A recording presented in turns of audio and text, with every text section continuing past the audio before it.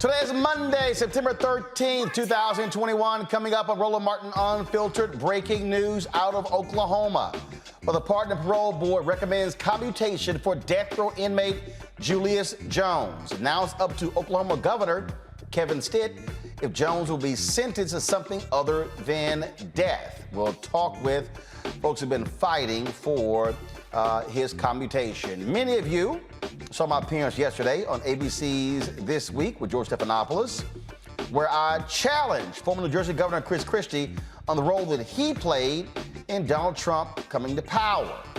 Well, we're going to dig deeper today and show you some of that speech that Chris Christie gave at the Reagan Library, but many praised him for his forward-looking comments regarding the Republican Party.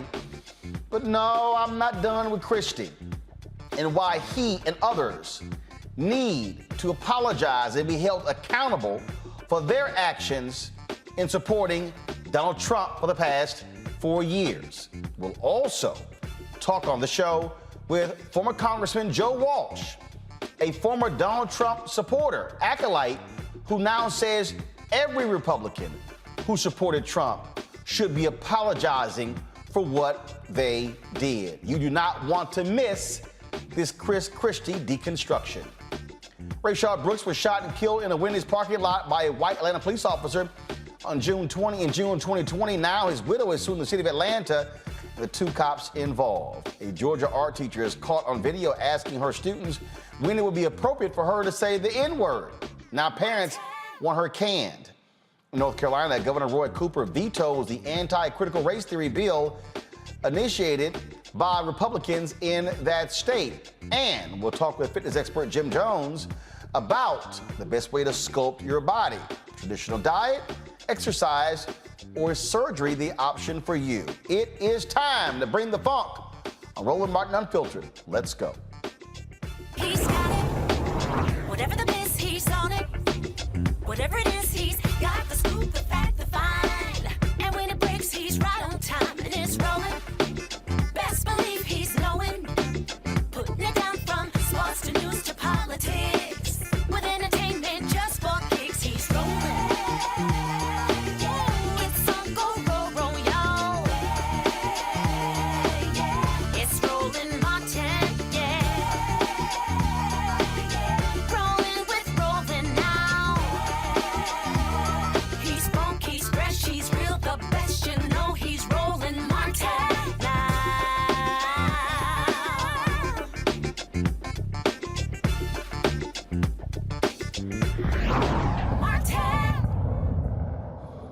Breaking news out of Oklahoma, where the death penalty case with Julius Jones is now in the hands of Governor Kevin Stitt. Today, the Oklahoma Pardon and Paroles Board recommended Jones' sentence be commuted. The board voted 3-1, with the fifth member recusing himself in favor of Jones' commutation.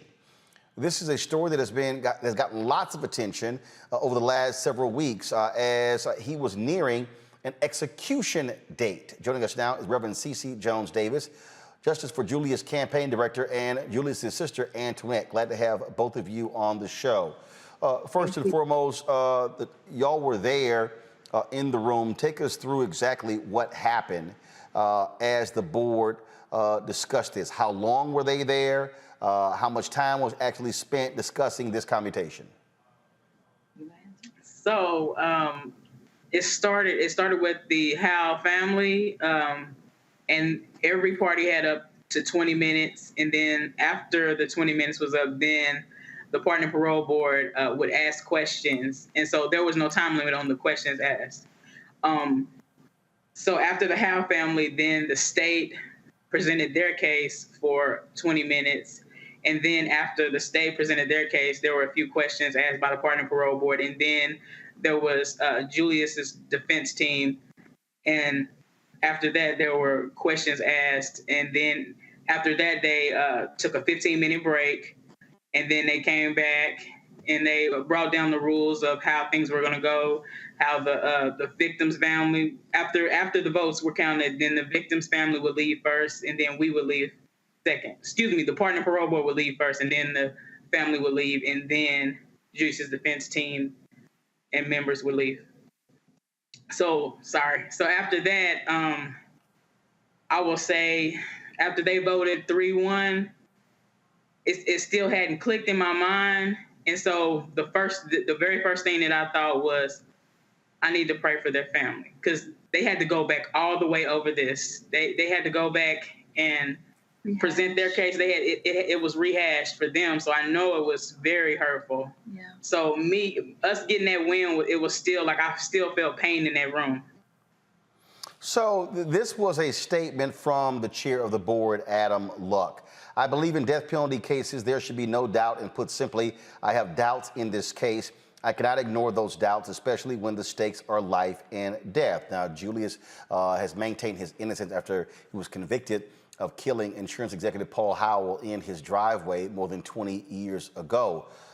So now explain to folks what this vote means. First of all, when you say a commutation, does that mean that that Julius can be sentenced to something other than death? Does it mean that Julius is going to be freed? Does it mean that this leads to another trial? So exactly what does this commutation actually mean?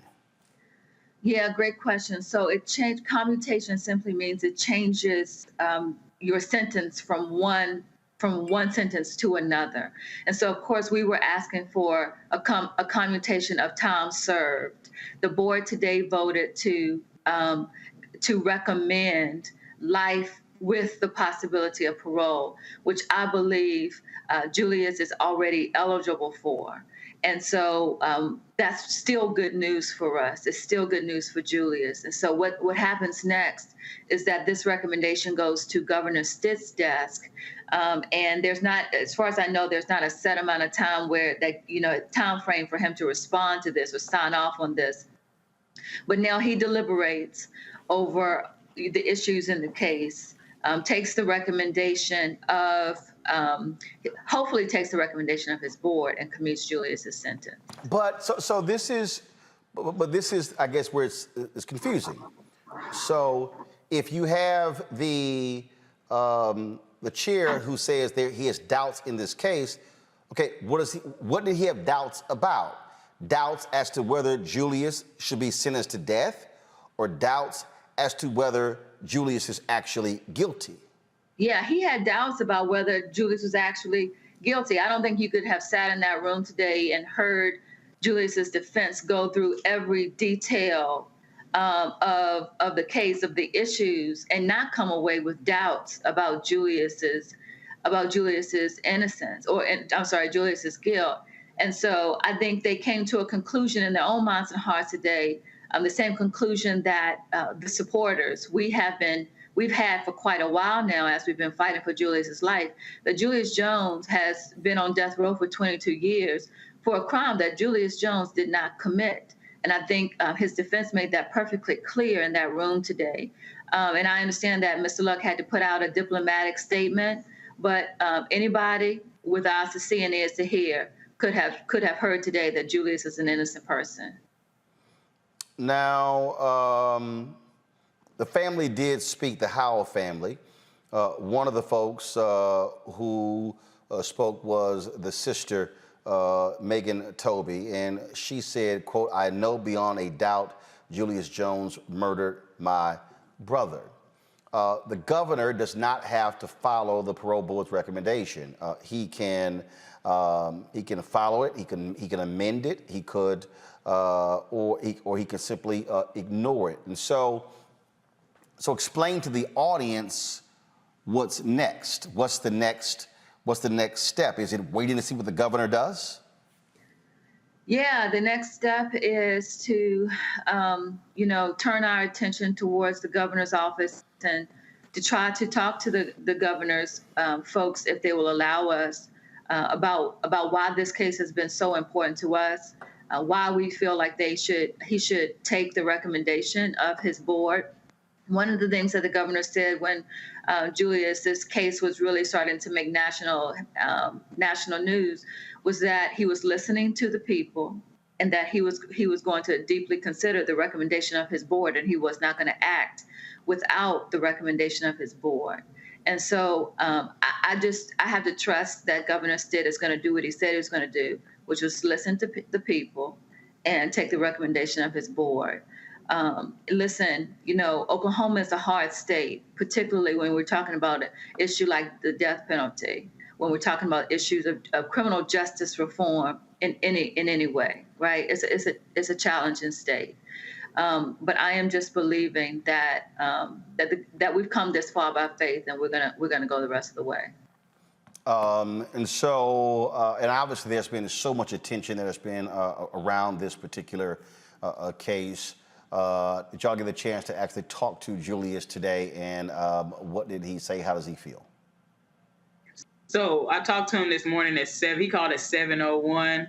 The first thing he said was, "Are y'all ready?" And I said, "We're ready, bro. We're ready. We're ready for you to come home." He said, "I'm ready to come home." I've been waiting on his call, just giving thanks to God for us coming this far, because they could have executed him 22 years ago. Yeah. But God. But I'm waiting to hear his voice. I'm waiting to hear his reaction. I'm thankful that one of his other lawyers was actually down there and able to talk to him after the ruling. So I'm just waiting to hear his voice and what he has to say. We certainly will continue to watch this case to see what the decision is. And you say that there's no timetable on the governor's decision, so he could decide in a matter of days, or he could literally sit on this for months. Right. Absolutely. Absolutely, he could.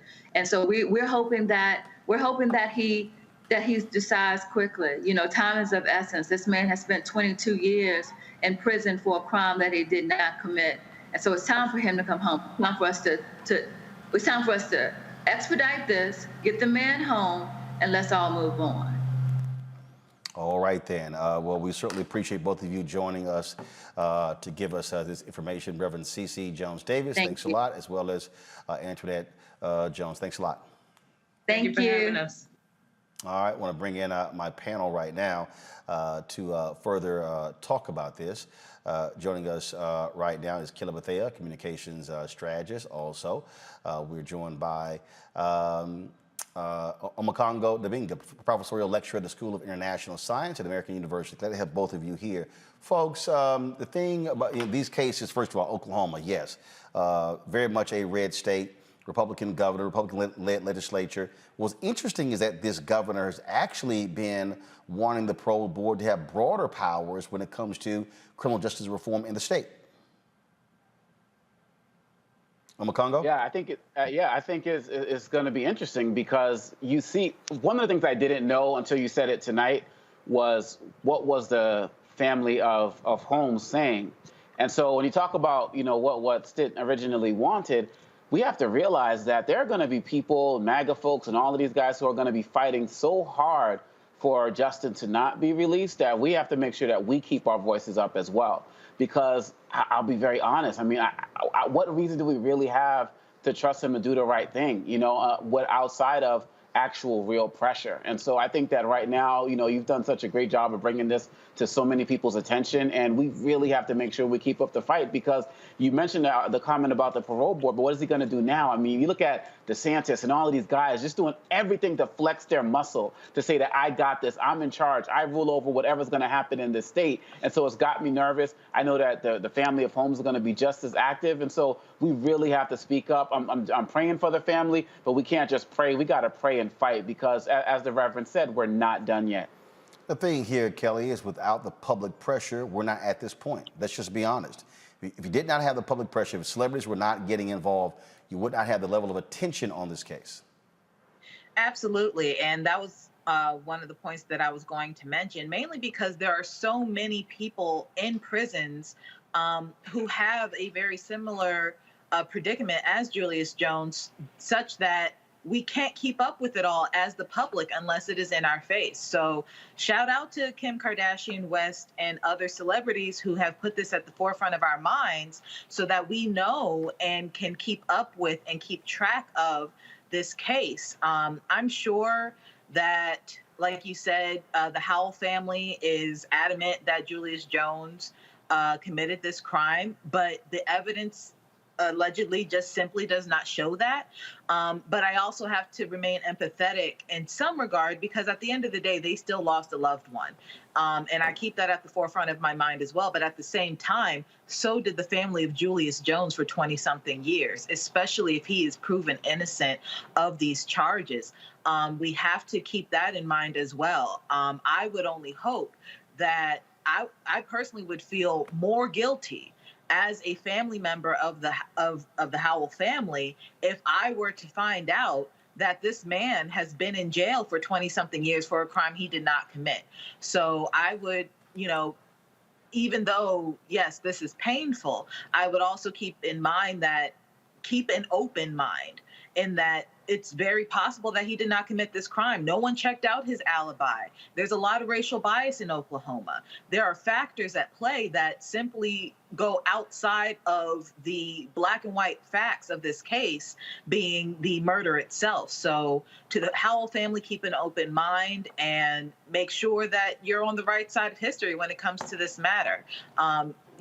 Again, there is a victim at play, but there are two victims at play here. So just, again, keep that in mind. All right, then. So again, folks, we will stay on top of this story and certainly keep you abreast of what actually happens. All right, let's go to our next story. Yesterday, I was on ABC Networks this week with George Stephanopoulos, where we talked about a range of subjects, including a speech that Governor Chris Christie, former New Jersey Governor Chris Christie, gave last week at the Reagan Library. This particular speech has been lauded by a number of people because he talked about a path forward for Republicans and what they should be doing and what they should be doing when it comes to dealing with the conspiracy theorist and things along those lines. And so before I play the clip from the show, I think it's important to, first of all, lay out what he actually said, and then we'll get to exactly the exchange he and I had on ABC this week that's been burning up social media for the past 36 plus hours. And so the speech took place at the Reagan Library. This is where a lot of conservatives go in order to sort of plant their flag, to stand in the glow or bask in the glow of Ronald Reagan, the aura of Ronald Reagan, of course, the Republican hero to so many people. And many believe that Chris Christie is planning to run for president in 2024. Donald Trump has already made it clear that he is also going to be running in 2024 as well. And so let's deal with this here. And so he lays out this vision of where they're going. And so he talks in the speech about the Republicans falling into quicksand. So listen to this. As Republicans, we need to free ourselves from the quicksand of endless grievances. We need to turn our attention to the future and stop wallowing in the past. We need to face the realities of the 2020 election and learn, not hide from them. We need to discredit the extremists in our midst the way we've done it before, and we'll discuss that a little bit more in a moment. We need to renounce the conspiracy theorists and the truth deniers, the ones who know better and the ones who are just plain nuts.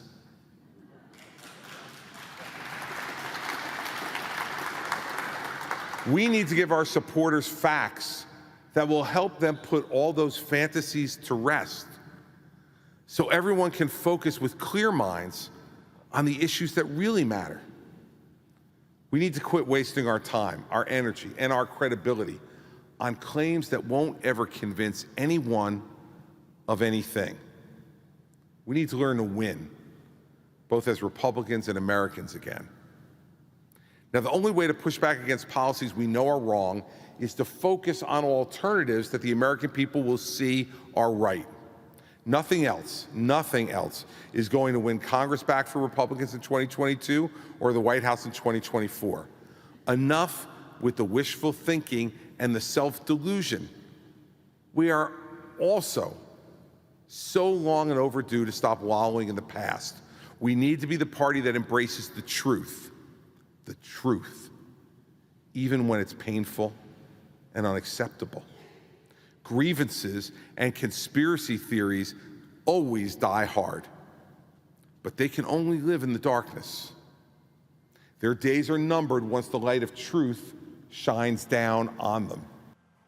Now, it is clear Chris Christie is talking about Donald Trump. But you notice nowhere in there he actually names Donald Trump. He's laying out all of these things that Donald Trump has literally created in the last several years. 2011, the birther drama, that racist crap, him launching in 2015, then of course running in 2016, winning, and then 4 years in the Oval Office. And so Christie, of course, who ran it in 2016 and who Trump trashed left and right, then says, here are the changes that we must be dealing with within our party. Truth is, I see it, and I let the chips fall where they may. We need to talk about issues that are uncomfortable, but scream out for leaders to take them on. We need to go places we rarely go, to see people we rarely see, to bring our ideas to new voters who are thirsting to be inspired. In short, we want to change the Republican Party. We need to be unafraid. Our party should once again be for telling our fellow citizens the hard truths. Because you see, the Democrats will not be defeated without sound alternatives to their flawed ideas. Let me make this clear. Hating the other side is not enough. Calling them wrong is not enough. Calling them names is immature and it's ineffective. Ah, Christie, sounding like the reasonable Republican that we've always had in the past. And then he says, this is our vision as a party moving forward. But our party itself is in peril now, and we need to look to pave our path forward. The best way to combat extremism then is still the best way to combat extremism now. Bad ideas are still bad ideas. They have to be confronted directly with clarity, with confidence, and a commitment to who we are, just like Buckley and Reagan did 60 years ago. And what about that media narrative? Well, here is the ABC News contributor talking about controlling that. We have to push back against the mainstream media. And we need our own persuasive messengers with the credibility to call out the falsehoods and the biases of the corporate media. We have a winning message, everybody, but sometimes we're just not being heard. And there's only one way we can credibly tell it like it is, making sure we also push back against the lies in our own party that have been wrecking our credibility. The elite media are not on our side and never will be. Believe me, I was covered by the New York Times and the Philadelphia Inquirer at the same time. I know what I'm talking about.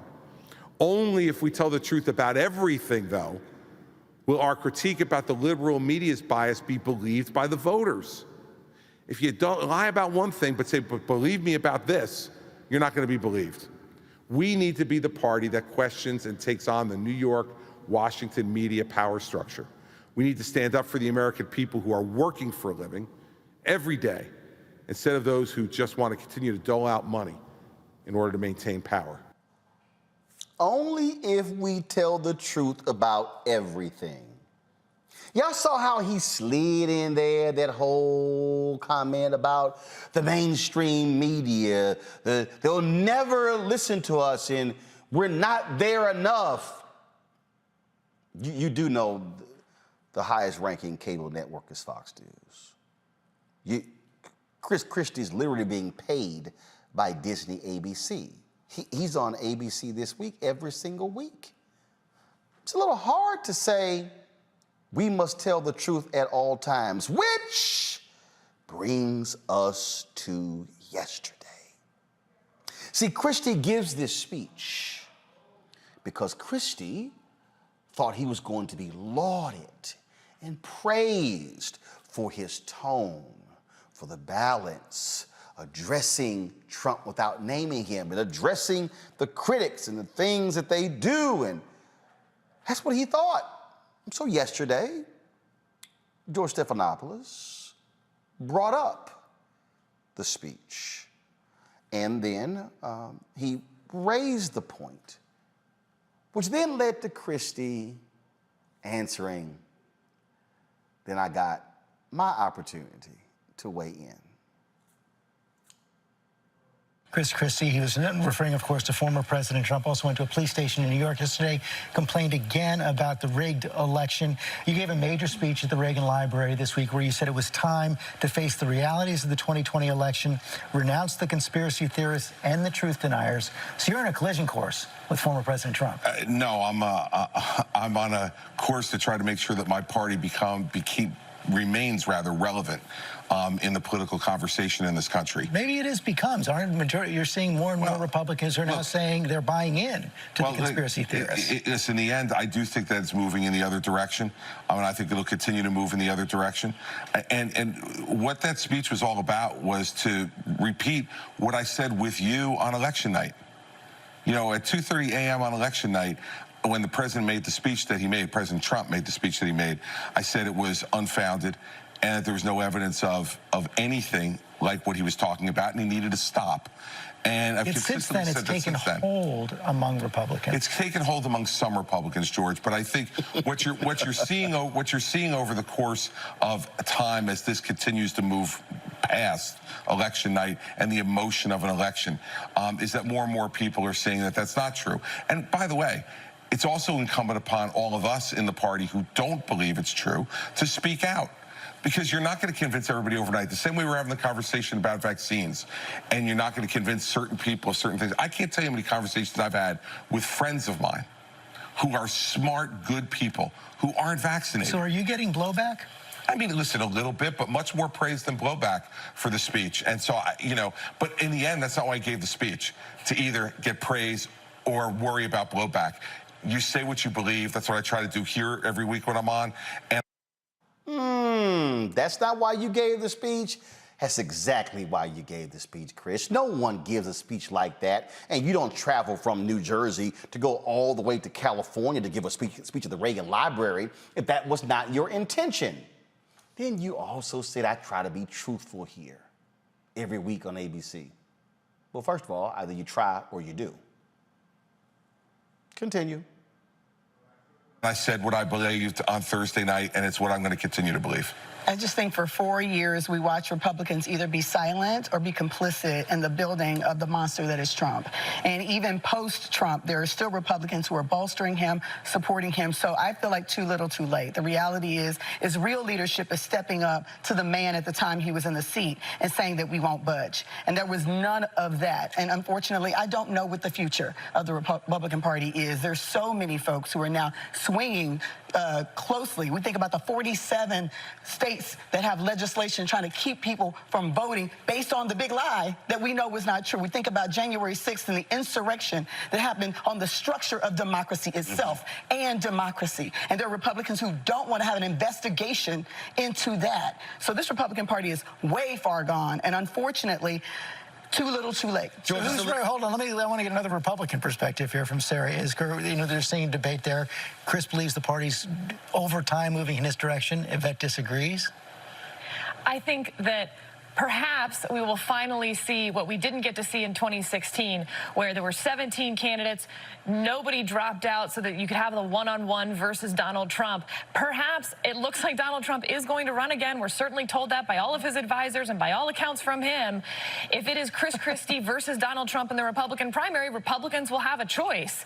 And certainly Donald Trump is in some ways at his weakest that he's been since he left the White House, and in other ways, certainly what he has said and Trumpism has picked up within the party. It will be up to Governor Christie to make the case that there is somewhere else to go. But I do think if Trump runs, he may be alone in that lane, and that could be helpful. I'm sorry. Republican Party, they made their choice. Yes. And I appreciate the speech, Governor, but the reality is this.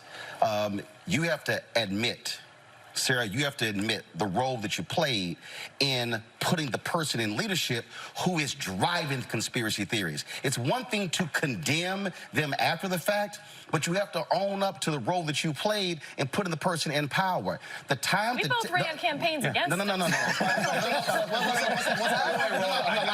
me finish. First off, I don't one second. First off, I don't admit anything to you. Can I finish? First off, I don't admit anything to you. And second, I ran against Donald Trump in 2016. You also coached him for the debate, sir. You ran against, here's the deal, you ran against him. But when a person has principles, morals, and values, they do not support them even if you lose. Right. And what they say is, I choose patriotism and the country over party and power. And the problem was too many Republicans chose power in riding with Donald Trump as opposed to patriotism in America. I'll sleep fine tonight with you judging my morals. Well, guess what? As a voter, as a voter who has 13 nieces and nephews, what I also want to see in America are Republicans and Democrats who have the guts to stand up to narcissists, to folks who lie, to folks who sit here and lead a country in the wrong direction. And what that man has unleashed on this country, any Republican who stood with him has to own it and accept the role that they played. Yeah, well, that's fine. I'll accept the role that I played in the 2016 election running against him,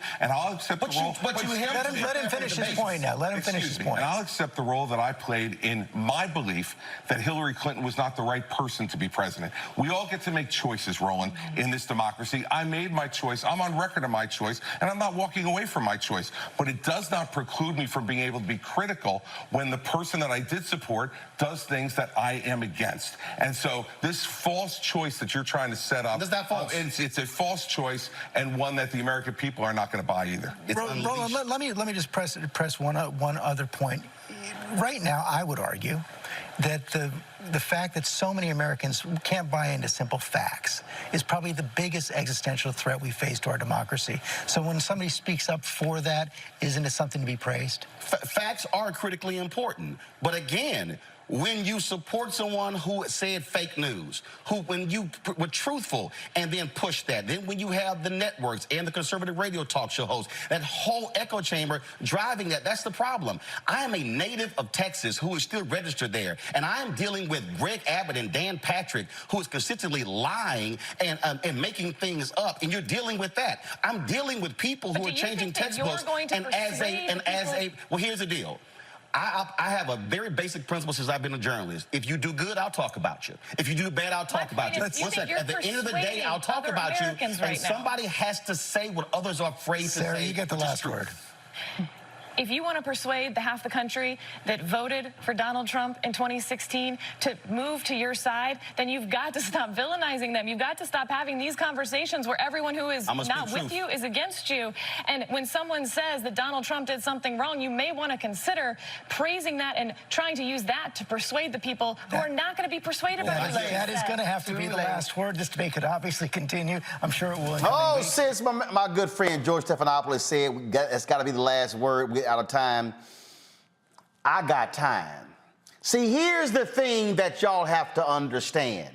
When Sarah says you should be praising them, hell no. I'm not going to praise somebody who is unwilling to admit what their involvement. I'm not going to praise somebody who is trying to pull the wool over somebody's face because they don't want to speak truth. Chris Christie sat there and talked about the role I played in 2016, but what he would not deal with, the fact that he helped Donald Trump in the debates against Vice President Joe Biden in 2020. Here is a photo of a tweet that Chris Christie sent out where he talked about voting for Donald Trump in 2020. This wasn't 2016. This is the tweet.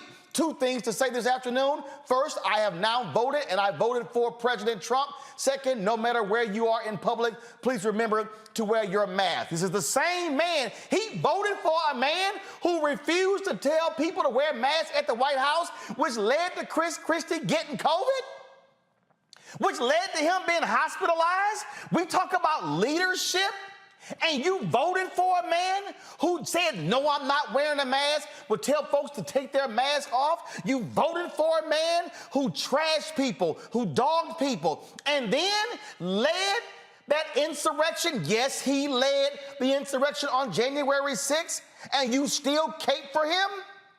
See, Chris wants us to forget those things. Sarah wants us to forget. See, we didn't play the part when I talked about when George brought up domestic terrorism.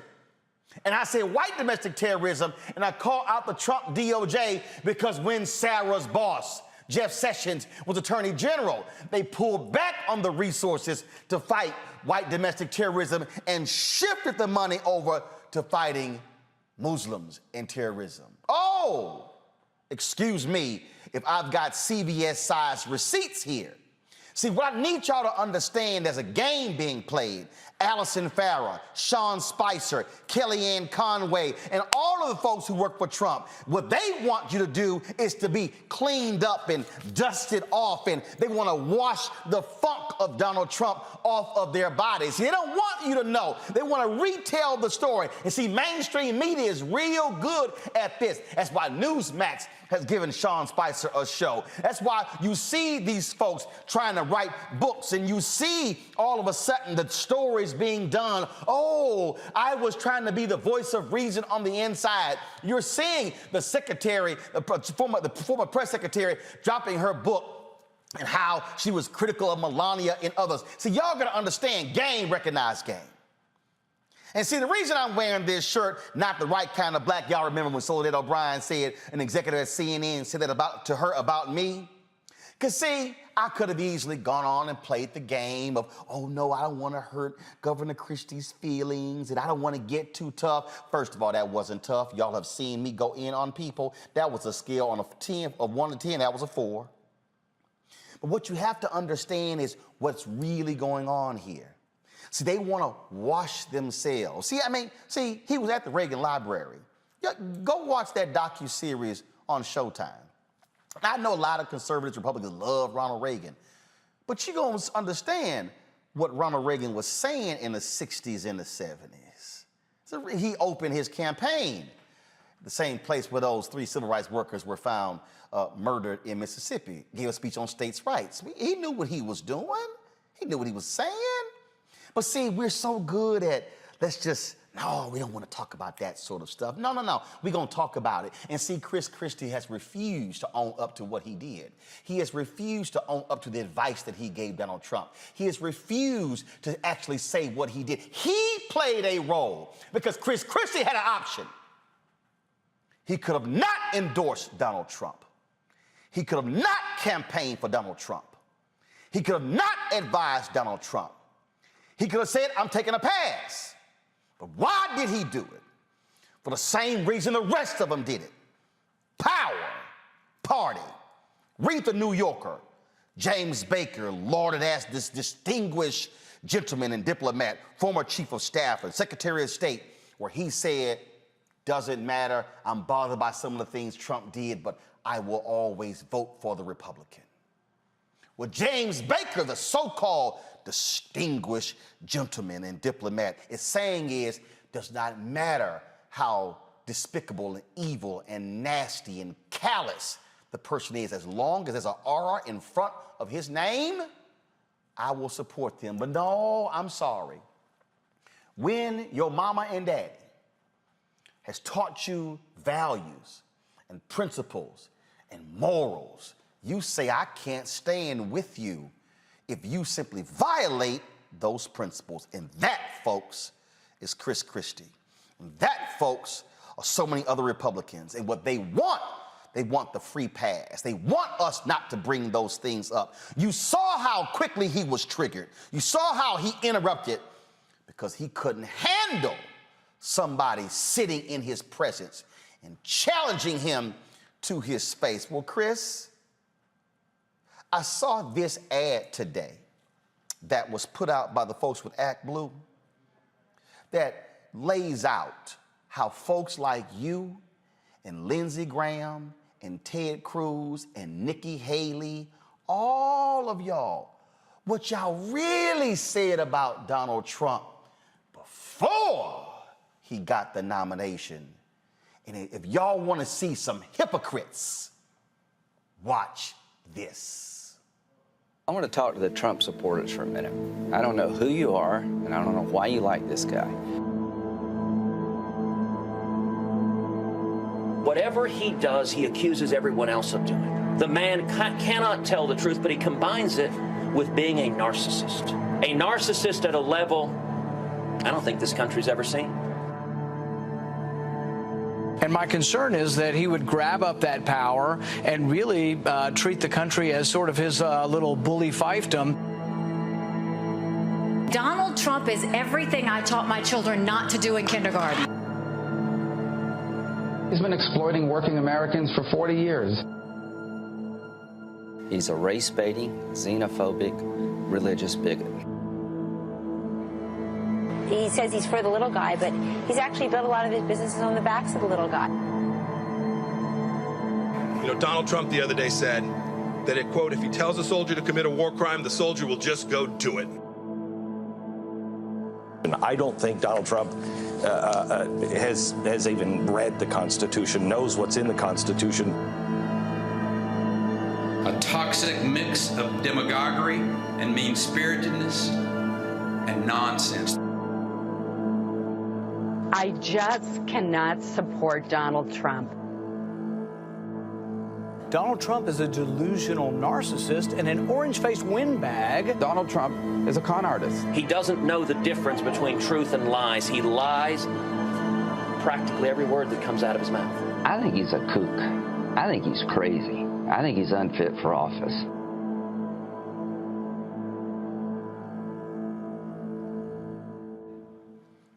Nikki Haley went to work for him as his ambassador to the United Nations, and she is sucked up to him.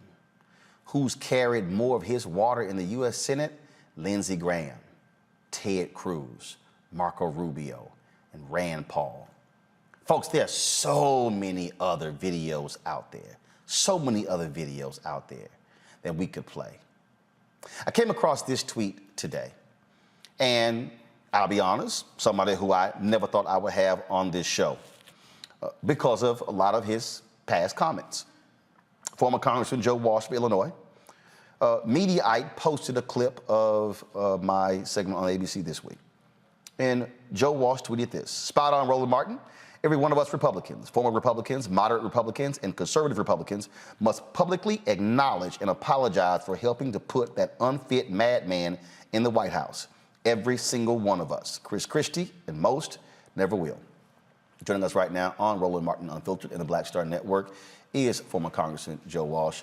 Congressman, glad to have you on the show. You were, if I had a camera on you while I was going through all of that, you were putting your head down, you were nodding, you had this sort of state of disbelief as you listened to Chris Christie give that speech, and then so that exchange between the two of us on ABC.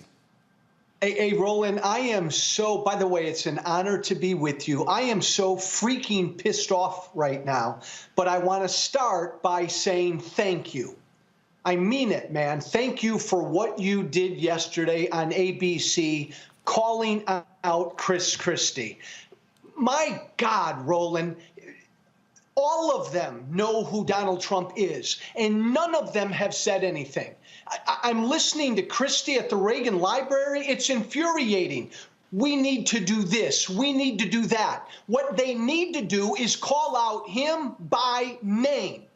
But Roland, you know, and you said it beautifully, none of them will, because if you do, you end up like this former congressman. You're done in the Republican Party. If you call out Trump by name and say he's an unfit madman, then you're done in conservative talk radio like I was. And Chris Christie, what a bunch of bullshit. What a bunch of cowardly bullshit. He can't even, and Roland, you did a great job, because Christie kept going back to 2016 yesterday. Oh, I ran against him in 2016. For 4 years, he sucked Donald Trump's feet. He tried to help him get reelected in 2020. Look, Roland, I screwed up. I voted for Trump in 2016. In a nanosecond after that, I realized how unfit he was, and I lost everything. Chris Christie was still trying to help this guy get reelected? I get it. I'm not naive, Roland. I get it. You said it. If you do what I did, you're done in the Republican Party. And screw Chris Christie and Rand Paul and all these other guys because they've sold their soul. I'm sorry. And that right there is the biggest thing for me, because, you know, they love talking about integrity and honor and principles and valor and value. They love touting their Christianity and their faith. And they stood with a faithless ghoul, a man who has no bottom, a man who will throw anybody under the bus. Chris Christie kissed his ass after losing, endorsed him. Trump put him in charge of his transition team. What happened? His son-in-law, Jared, I don't want him. Trump dumped him because Christie prosecuted Jared's daddy. After trashing this man, Trump would talk about the man's weight in public and how he would just do whatever and would just kiss his butt. Christie's still going back, still going back, still going back, still going back. Hell, he caught COVID by kissing his butt by being at the Amy Coney Barrett super spreader event at the White House, the same one where Bishop Harry Jackson was, the same guy who preached in the Oval Office on Easter Sunday and died a few months later of COVID, and Trump never even mentioned the man's name, never even sent a tweet out. And these folks, see, I would just rather Lindsey Graham and Rand Paul and Ted Cruz and Christie and the rest of them just come out and say, hey, I'm here to kiss his ass because I want to get paid. I want to have power. I want to have proximity to power. That's why I'm doing it. But don't sit here and act as if we don't know what the hell's going on. Hey, Roland, when I was in Congress, I was the poorest member of Congress. If I had $1 for every time a Republican member of Congress over the last 3 years told me privately how bad, awful, god-awful bad Donald Trump was, I'd be a wealthy guy. But you nailed it, my friend. They all told me that privately. Chris Christie has the nerve to say the Republican Party has to tell the truth without calling out the biggest liar this country has ever had. Roland, as far as I'm concerned, if you're a Republican and you can't call out him by name, Donald Trump, and we've got to get rid of him or this party will never grow, then I don't even listen to you anymore. Right, and that's that point you just made there when you talk about what they say privately.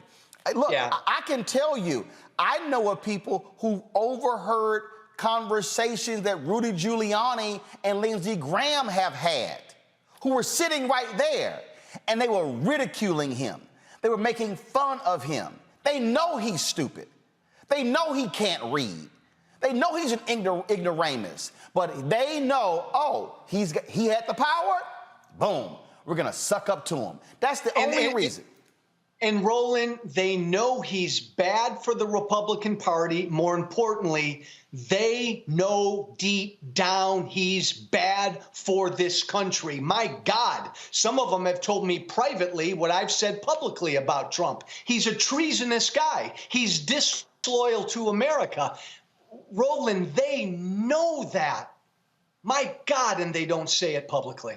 See, and that's why I had no choice but to check Chris Christie and to check Sarah. Because don't try to sit here and go, oh, let's bring us together and a vision forward, and these things are important because here's the deal. If 200,000 votes went a different way, he would be sitting in the Oval Office, and Chris Christie would be sitting there kissing his ass. Because Chris will be trying to make money for his lobbying shop or whatever he's doing, because that's what this is about. Principle. Hey, by the way, Roland, the other really great point you made yesterday is about the party. The Republican Party's done.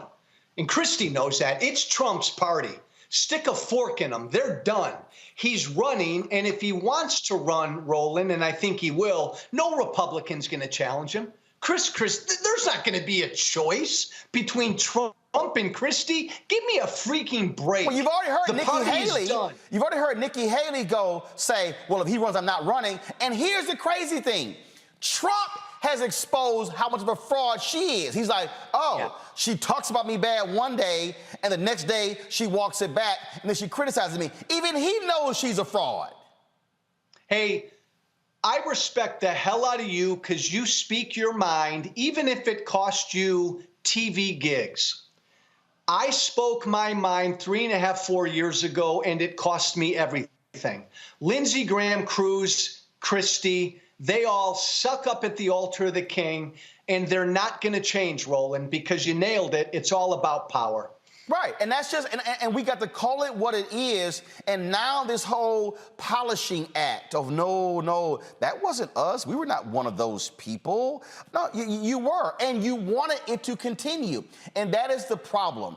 And here's the whole deal. If you're sitting here, and then when Christie goes, well, you know, I just believe in 2016 that Trump was better than Hillary. He knows it's a damn lie. He knows that. He knows, and see, this is where I don't want to hear any crap about the good of the country. This is where you say, because let me tell you something.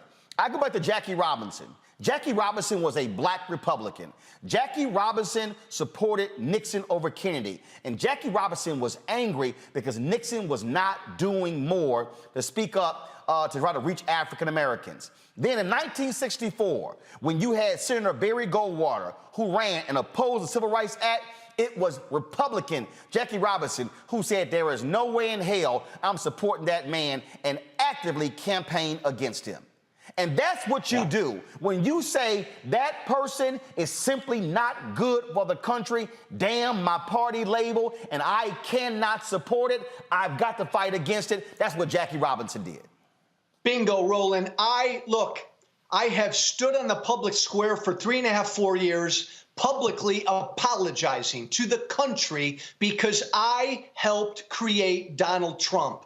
And I'm profoundly sorry about that. Chris Christie did too. Rand Paul did too. Every single Republican helped create that narcissistic, unfit traitor. We have to own it. And if you're a Republican and you can't own it, I don't want to hear from you.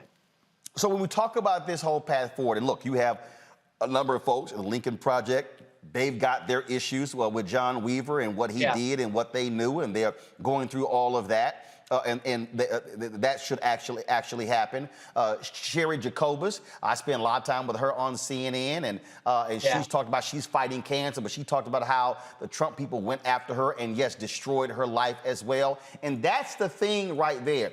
They are about destroying your life. This isn't like, okay, we disagree politically. No. They want to destroy your life. They want all your money cut off. That's the reason why Reince Priebus, Trump just slapped this man around like a little child and just abused him, fired him on the plane in a tweet, and then he had to catch a ride with somebody else. And Reince Priebus still walking behind, kissing his ass. And then now he's trying to sit here and have this recount in Wisconsin leading that. And I'm sitting here going, man, do you have any integrity? Any? Like, are you like you? That man disrespected you.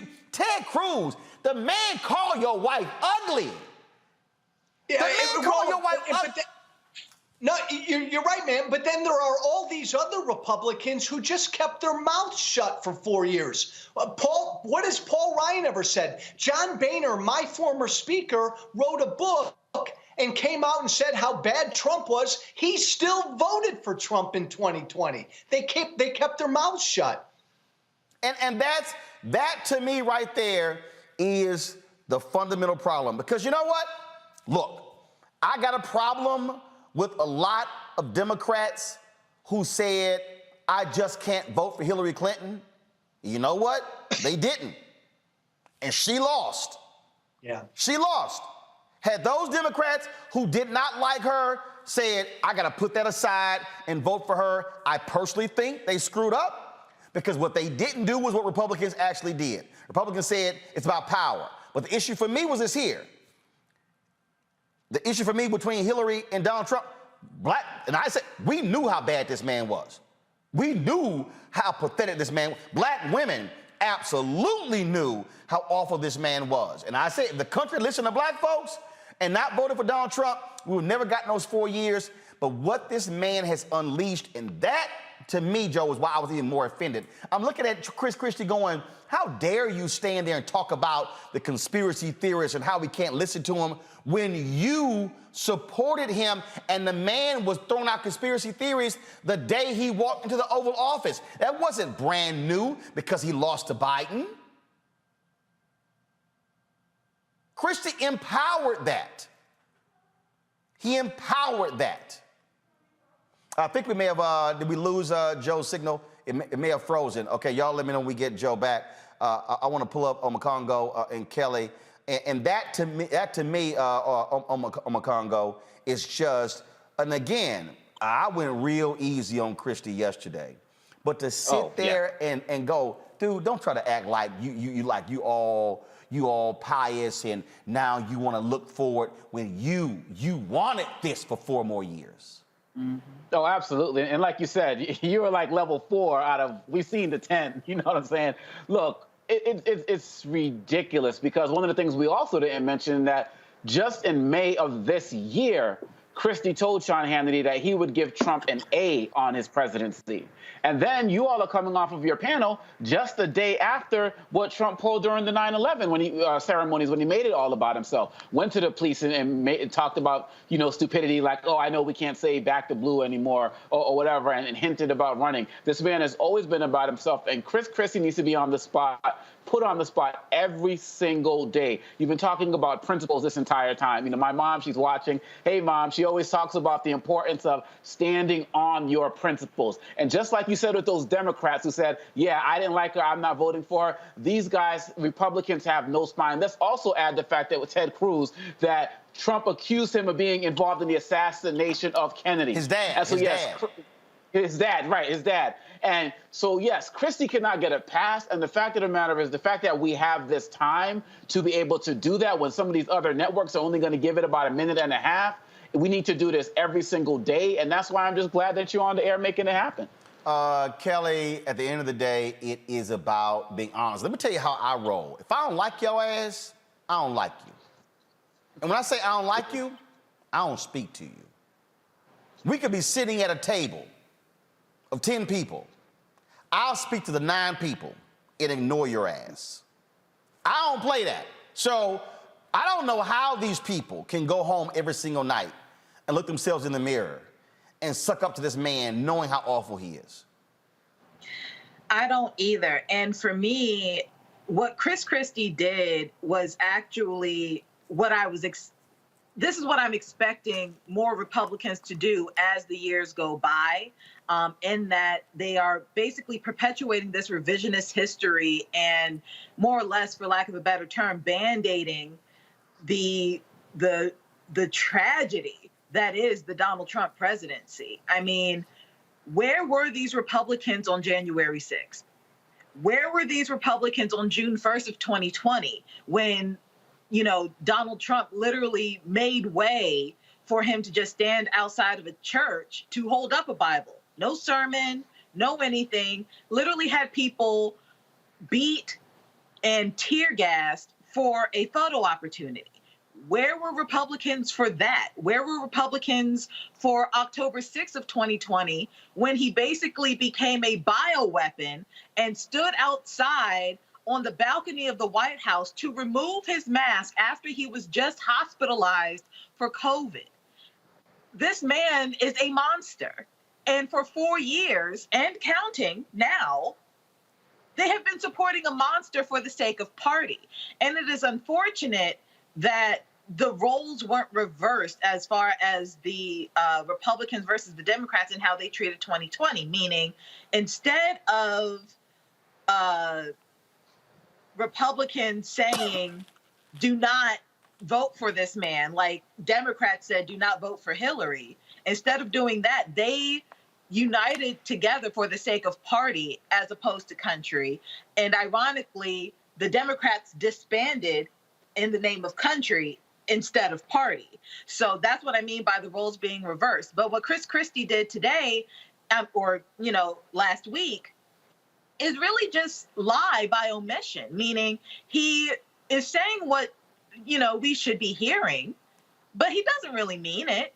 he's just trying to save his face, cover his ass for future elections, future engagements, future anything regarding the Republican Party. And as if, the internet doesn't exist, as if everything he's been doing for the past 4 to 6 years is just going to be wiped out and forgotten about. And that's just not going to happen. It is incredibly disingenuous for you not to own up to what you've done. You literally made your bed, lay in it. This is where we got Joe back. Joe, and this is where, Joe, you have far too many people who are in the media who want to be clubby, in bed with these folks, chummy with them, and they don't want to press them too hard. I mean, that's just the real deal. People have to understand it is a major inside game for all the folks in Trump world that exist out there, and that's the game. And I'm sorry, I'm just not going to play that game and let somebody sit in front of me and just say this crap, and they've never owned up to it. You can't go to an AA meeting and make any progress unless you have to say with your own mouth, I'm an alcoholic, I'm a drug addict.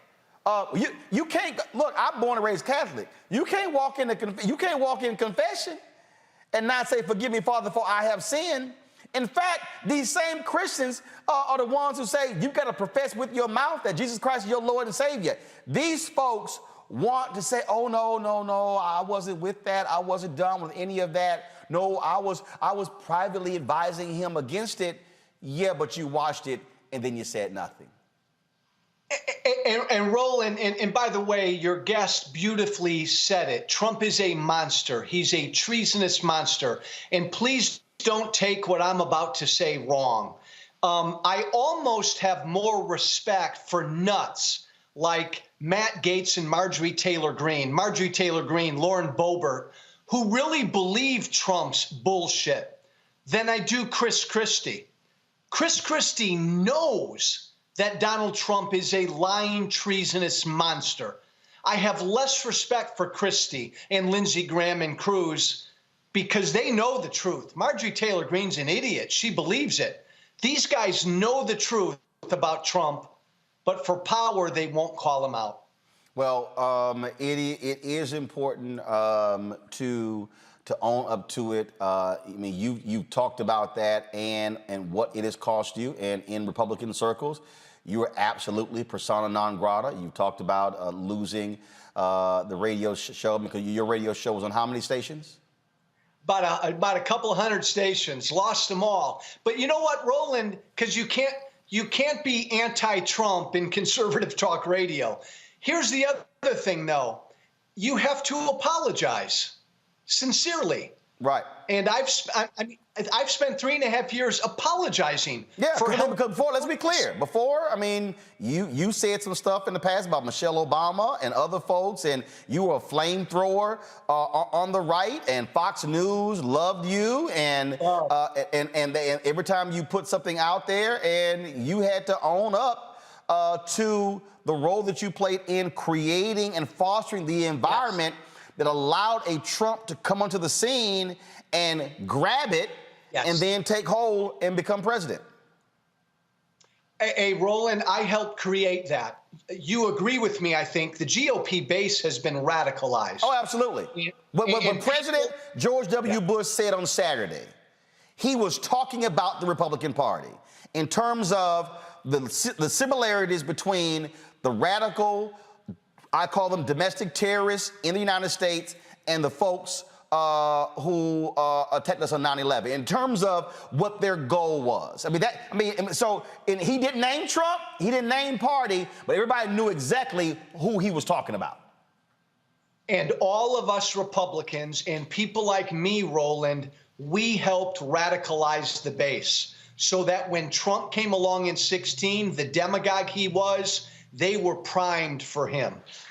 We got to own that, apologize for it. So what are you, last question for you, in terms of moving forward? I think you're going to see more speeches like this, and I'll give you a perfect example. People laud Senator Mitt Romney. I don't. You know why? Because he gave that speech, all that hoopla before Trump got elected, and then was kissing his ass trying to meet with him to become his Secretary of State. And see, that's the same thing. Say, I'm sorry, you don't play with evil. You don't play footsie with evil. I got to go to church. You can't sit here and pray to God, but then you want to kick it with the devil. I mean, you simply can't do. Lightness and dark cannot coexist at the same time. And so that, to me, is, again, the same thing. So sure, now Romney wants to say the right stuff, but even Romney has not apologized for trying to get in and play footsie with him and trying to become his Secretary of State, because that was the same thing. It was power. It was power, Roland. And Mitt Romney, I respect him. He didn't even say who he voted for in 2020. Come on. Here's the deal. The Republican Party is Trump's party. He's got the party by the balls. It doesn't matter what people like Chris Christie say. Donald Trump owns the base that is now radicalized. If he wants to run, Roland, the nomination is his, and nobody will challenge him. And the fear that I do have, is that his radicalized base, because he lost, will be even more fervent. Two, unless Senators Joe Manchin and Kyrsten Sinema get off their asses and pass the For the People Act, what the Republican legislatures are doing, they are literally positioning states to steal elections. And this thing is real in terms of what's happening. Hey, Roland, you've got Larry Elder out in California today who refused to say that he would accept the results of the election, win, lose, or draw. This is now the Republican mantra. They will never lose another election fairly. It will all be because of fraud. That's Donald Trump's, I got to watch my language. That's his legacy. The show's called Unfiltered for a reason. Go ahead. That's his fucking legacy. Roland, that is Donald Trump's fucking legacy. He has stuck a stake through the heart of our democracy. I'm sorry. It's all truthful. Former Illinois Congressman Joe Walsh, we appreciate you. Thank you, my friend. I've been on the show. Thanks a lot. Thank you. For everybody who's watching, the reason I need you to understand why this is so serious, because we are talking about future elections. There are a lot of people who are sitting here, Joe Biden's this and the Democrats are this, but I need y'all to understand they have no intentions on losing any elections. Right now, due to the U.S. Census, also which was severely undercounted because Trump wanted it that way, these people are preparing to gerrymander seats in Florida and Texas and North Carolina and other states where they control both chambers of the legislature as well as the governor's mansion. You need to understand that they've gerrymandered the state Supreme Courts. And so what we're talking about, when people say our democracy is on the brink, that's not a lie. And so a lot of y'all can get caught up in, Biden this and Kamala that and Democrats this. Y'all are seeing the audit in Arizona. They're trying to do one in Pennsylvania. They're trying to do one in Wisconsin. You know what the Republicans did in Wisconsin? When they elected a Democratic governor, they stripped the Democratic governor of his powers. Do you know what they did? When they had a Democratic attorney general, stripped him of his powers. Because they control the legislature. Because they gerrymandered the seats. Pennsylvania, they were so pissed with the state Supreme Court and their decision on the election, they want to move to single-member districts to elect Supreme Court justices. Do you know why? Because outside of Philadelphia and Pittsburgh and the suburbs, Pennsylvania is Alabama. And they want to guarantee they control the state Supreme Court. They say never again. North Carolina, they tried it. Same thing. Florida. They are to control the state Supreme Court in Florida, all Republicans.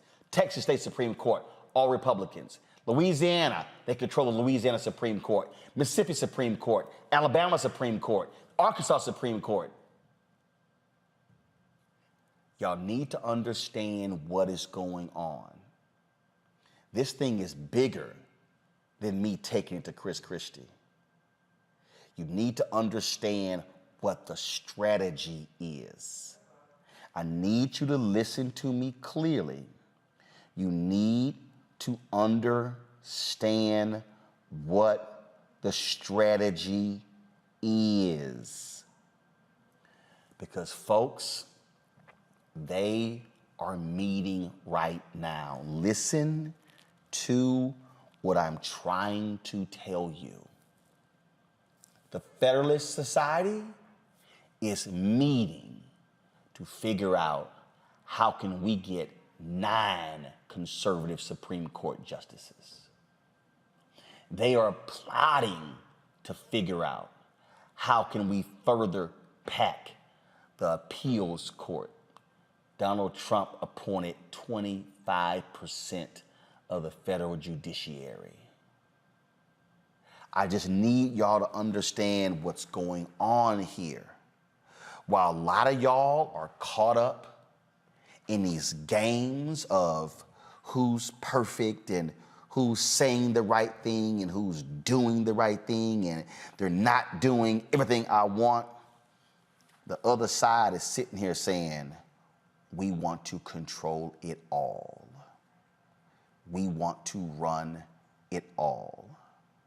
We want to put our people in place in every position, and you will have nothing to do with it. When you start saying, oh, but I want to focus on the mayor, guess what? They will start challenging laws. And if they control the federal courts, you lose in federal court. I need everyone listening to the sound of my voice to understand that what the Republican Party is doing today is complete outgrowth of what we achieved in the 1950s and 60s. Listen to me clearly, please. I need you to understand the Scaife-Mellon family and the billions they had funded many of these conservative think tanks. They are funding the Heritage Foundation. They're funding all of these groups. It's not just the Koch money, folks. They are funding the Manhattan Institute. They're funding the Daily Wire and the Daily Signal and the Daily Caller and Breitbart. They're funding Salem Radio, which controls conservative talk radio.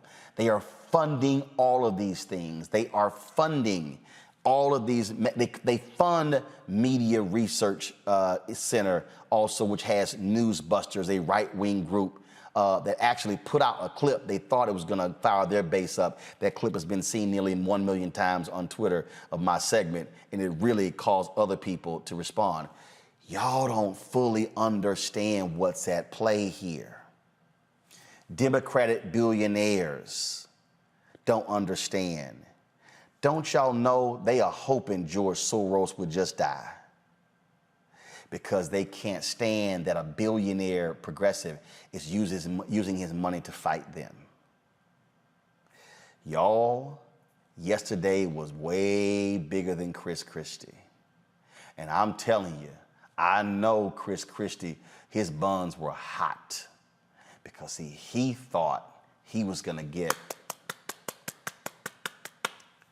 and it never dawned on him that I would be sitting across from him and would light that ass on fire.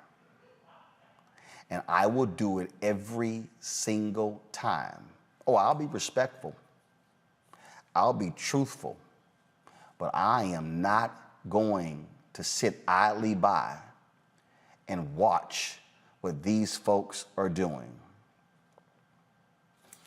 See, you might be sitting here saying, Roland, where does all this come from? I need you to understand that I am from Texas. And I need you to understand that there's something in that water in Texas that causes us to be unwilling to accept the BS and to accept the nonsense. And I remember a sister from Texas, the first black woman elected to Congress since Reconstruction. I remember when she sat in the midst of all of those white men in Congress in 1974 and said this. Debate not to exceed a period of 15 minutes. Thank you, Mr. Chairman. Mr. Chairman, I join my colleague, Mr. Rangel, in thanking you for giving the junior members of this committee the glorious opportunity of sharing the pain of this inquiry. Mr. Chairman, you are a strong man, and it has not been easy, but we have tried as best we can to give you as much assistance as possible. Earlier today, we heard the beginning of the preamble to the Constitution of the United States. We the people. It's a very eloquent beginning. But when that document was completed on the 17th of September in 1787, I was not included in that we the people. I felt somehow for many years that George Washington and Alexander Hamilton just left me out by mistake. But through the process of amendment, interpretation, and court decision, I have finally been included in we the people. Today, I am an inquisitor, and hyperbole would not be fictional and would not overstate the solemnness that I feel right now. My faith in the Constitution is whole, it is complete, it is total. And I am not going to sit here and be an idle spectator to the diminution, the subversion, the destruction of the Constitution. I will not sit here and be an idle spectator. She said that in 1974. And I will not be that in 2021. Going to a break. You're watching Roland Martin Unfiltered on the Black Star Network. I believe that people our age have lost the ability to focus the discipline on the art of organizing. The challenges, there's so many of them and they're complex. And we need to be moving to address them. But I'm able to say, watch out, Tiffany. I know this road. That is so freaking dope.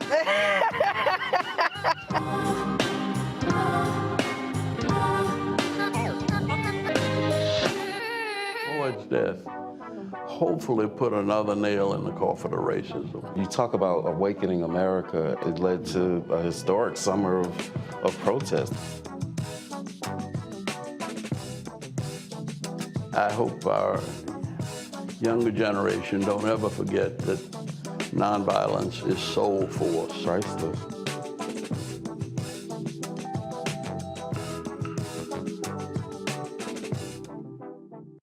Hello, everyone. It's Kiara Sheard. Hey, I'm Taj. I'm Coco. And I'm Lily. And we're SWV. What's up, y'all? It's Ryan Destiny, and you're watching Roland Martin Unfiltered.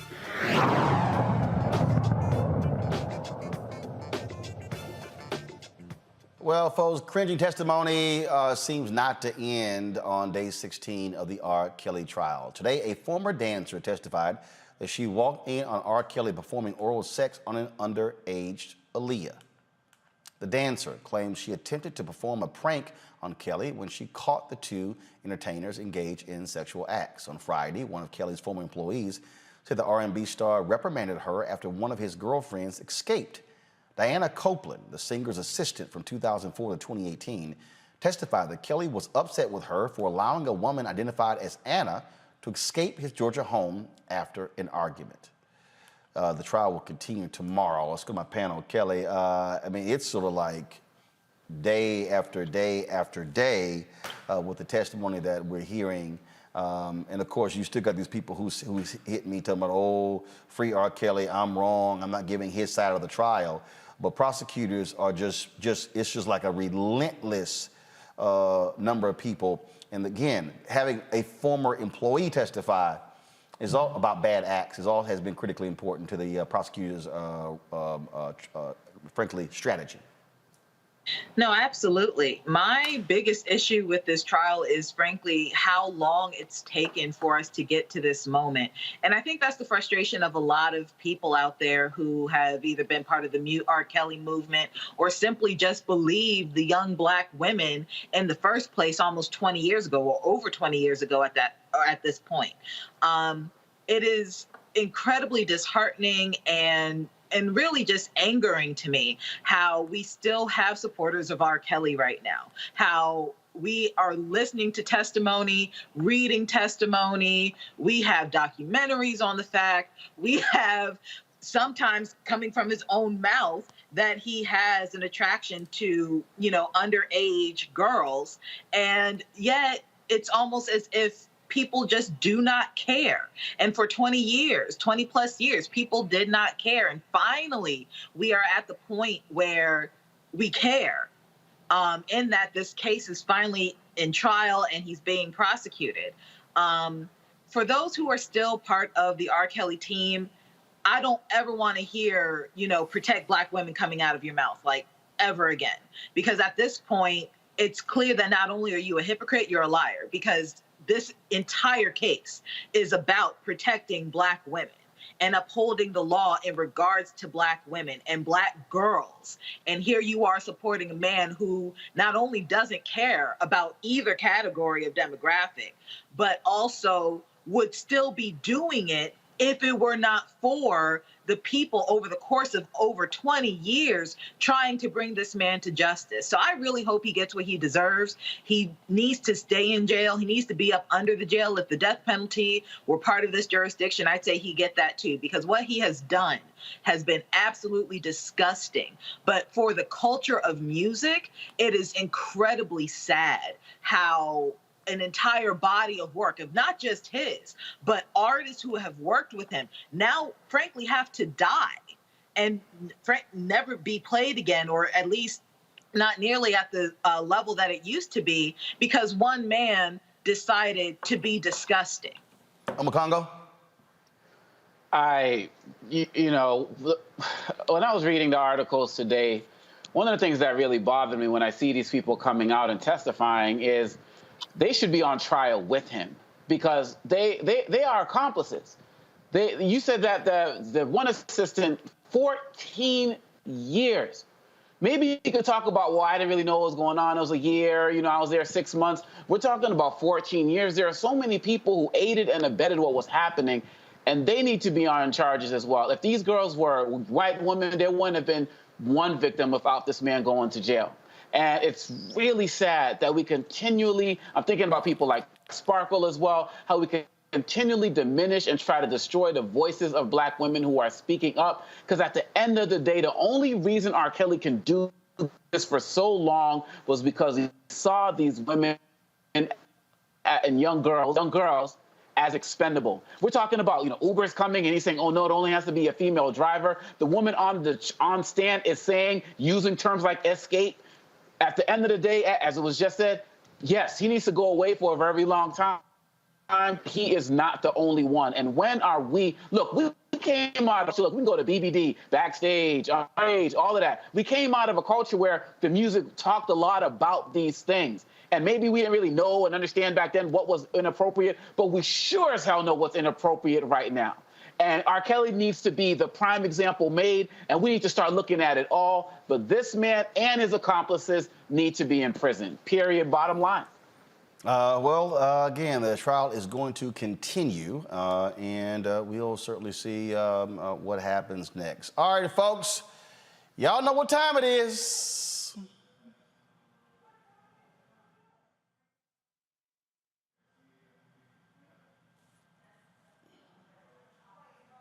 Pearl, no charcoal grills are allowed.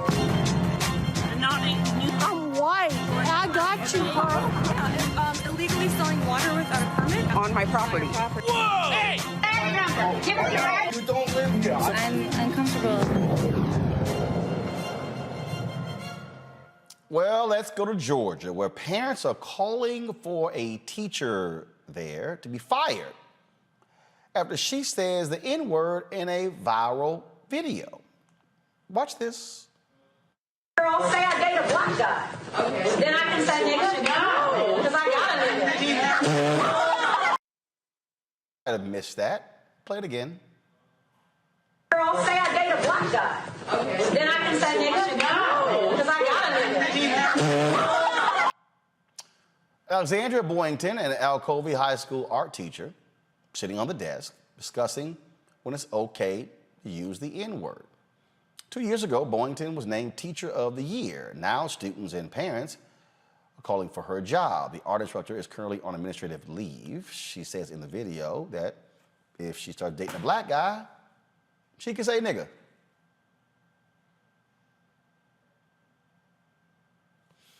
Really?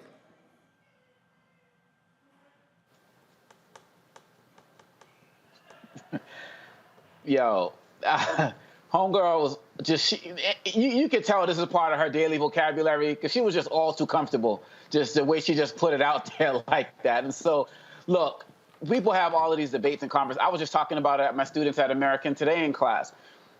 People can have honest conversations about it in the classroom. And I believe that teachers who are mindful and sensitive to the conversation of all backgrounds can spearhead that type of conversation. But this woman, she was sitting there acting like she was just all world, all too cool. And I'm glad that those students responded, hell no, because really at the end of the day, they think that the students are going to be like, oh, you cool, I'm with that. And they're like, hell no. And I'm glad the video went out. I'm glad the parents are calling for it because we need to have real conversations about the usage of this term throughout. But this type of nonsense from an educator trying to be down, she needs to be down and out. Kelly, yeah, she was a little comfortable there. She tried it. I mean, there's not much to say here other than the fact that she was wrong and that she tried it, and she was still wrong when she tried it.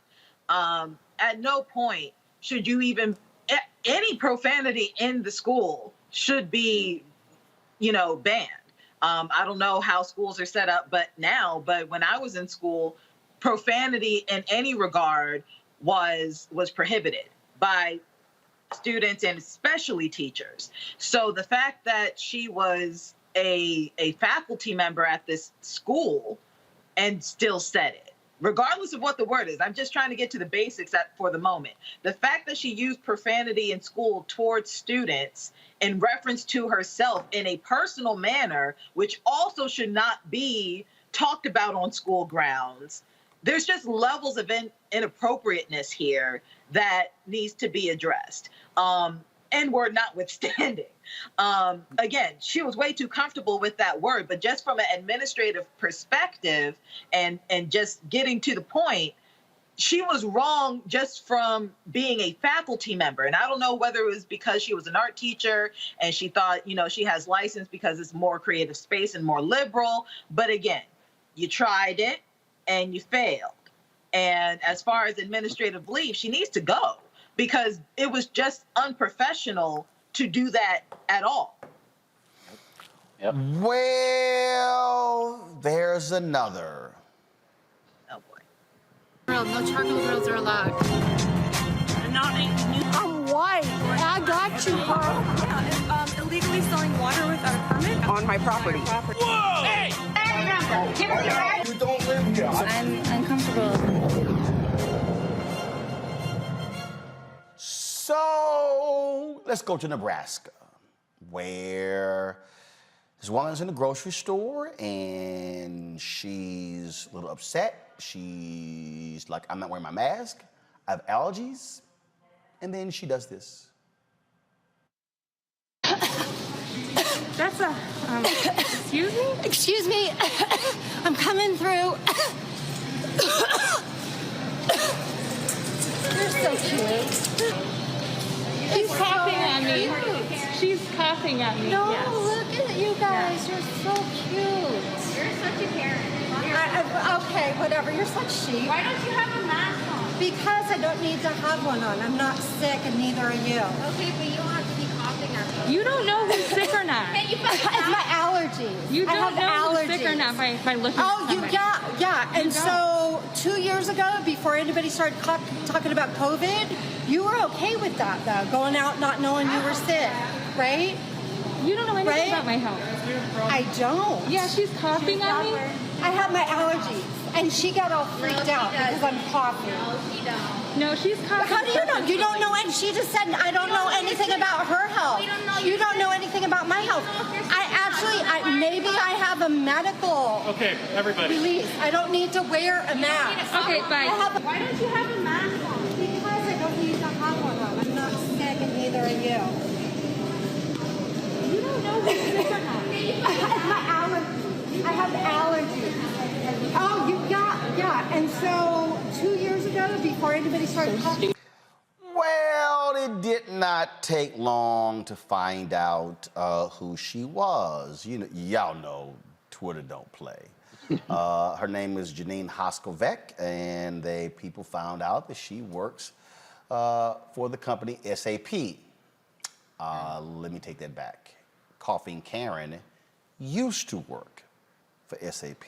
This was issued. This tweet: we have reviewed the incident and confirmed that the individual in question no longer works for SAP. I keep saying, Kelly, every time one of these crazy-ass white people lose a job, a bunch of black people should apply. And I really think we can close the unemployment gap because it's a bunch of crazy people who just, and again, it's just, oh my God, I have allergies. No, you are coughing on people on purpose. That video was uploaded to Reddit, and it's received more than 4 million views. Now she's looking for a job because she lost her job. She lost her job. She lost her job for being stupid.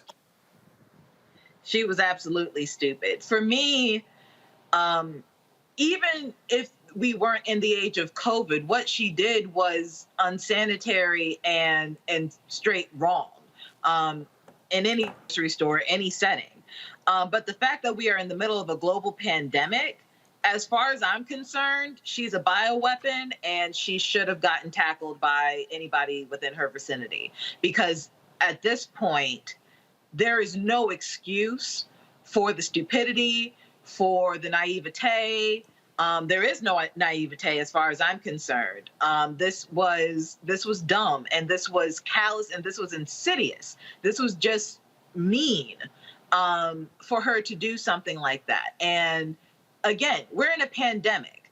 You're supposed to have your mask in stores, in any public setting, and you're purposely not wearing it because you allegedly have allergies. I'm sorry, I have a lot of allergies, and the mask actually helped me not get sick from pretty much anything last year because my mouth was covered and I wasn't, sniffing in pollen and mold and mildew and God knows what else is in the air. So that wasn't a valid excuse either. But like I said before, she was a bioweapon. And if it were me, on a bad day, she would have gotten some hands. On a good day, she would have just gotten dragged. But it couldn't be me in that video.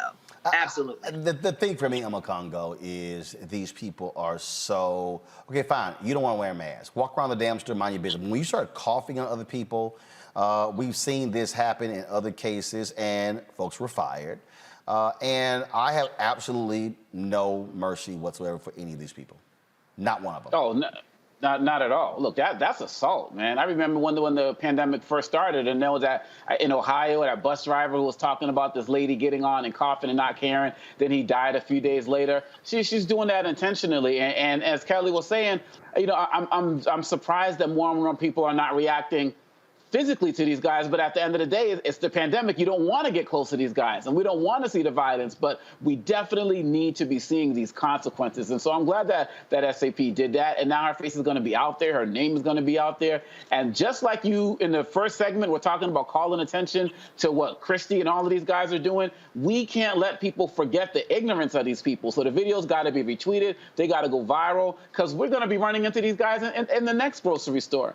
And if the only way they're going to learn their lesson is to lose some money, then let them lose some money, because really at the end of the day, there should also be some criminal charges, because who's to say someone in her area when she was doing that, what if she did have it, and what if somebody did catch it? Wouldn't she be liable for that if it was traced back to her? They don't care about any of that type of stuff, but hit them in that economic pocketbook, that's a good start. But sometimes a little more may need to be done, and I'm talking about charges being filed. Absolutely. What if she caught it? You know what I'm saying? It's not even about if she spread it. What if she caught it? But they don't. But in their minds, they don't care. I mean, because look. And that's my point. Because I'll show you. I'm gonna show you this here. So this is from Raw Story. They posted about 42 minutes ago. Colorado pastor who mocked AIDS deaths and spread vaccine conspiracy theories. He's dead. Wow. COVID-19. Good riddance. COVID-19. Wow. COVID-19. And so, oh no, he's not the only one. Let me play this here. Let me try to find it here. This is, again, I just want people to understand, again, these people who are putting all this COVID stuff out there, they make no sense whatsoever. There was one woman who was, same thing, she was in a store. She was in a store. She absolutely was against mask mandates. She didn't like them. She was upset. If I can find the video, man, it'd be great. So she, this woman here, was caught on video in a mask and was going through, I have a medical condition. I'm not wearing a mask. I don't care, and I have it. She's an anti-masker. She's dead. She got COVID. So to Kelly's point, you're absolutely right. These folks who, right here, QAnon conspiracy theorists, conspiracists dies from COVID-19, and Trump-loving attorney accuses hospital of medical murder. Okay. I mean, but that's where we are. And so it goes beyond, Kelly, these folks just, stay in their lane. Just the coughing on people and flouting the rules. That's why folks are going to mask mandates, because you can't trust people to do the right thing. It shouldn't have to come to this, but unfortunately we're here. It shouldn't take, the government making you be healthier to do the right thing. But I'm all for a mask mandate. I'm all for, making sure that people are getting vaccinated. I'm all for a vaccine mandate, because at this point, it's not about what's the word? It's not about you just being scared at this point. It's not vaccine hesitancy. It's vaccine refusal at this point. And I don't understand why this vaccine over all the others that are likely already in your body, because you have to get them in order to work pretty much anywhere or go to school anywhere. I don't understand why the COVID-19 vaccine is the one that people are up in arms about and ironically are saying my body, my choice. And yet these are the most conservative people on the planet saying my body, my choice. And further, as I understand Hippocratic oaths amongst doctors, but at this point, this is like everybody's saying, this is a pandemic of the unvaccinated. And at this rate, people are dying not because of COVID, but because of already existing conditions, and they're not able to get to the hospital. 98% of the deaths, the COVID deaths right now, are unvaccinated. This woman named 98%. This woman named Veronica Wolski. This is her. She died this morning, y'all. But this is her a few months ago in a grocery store. Down here, so it's not real obvious that I'm videoing.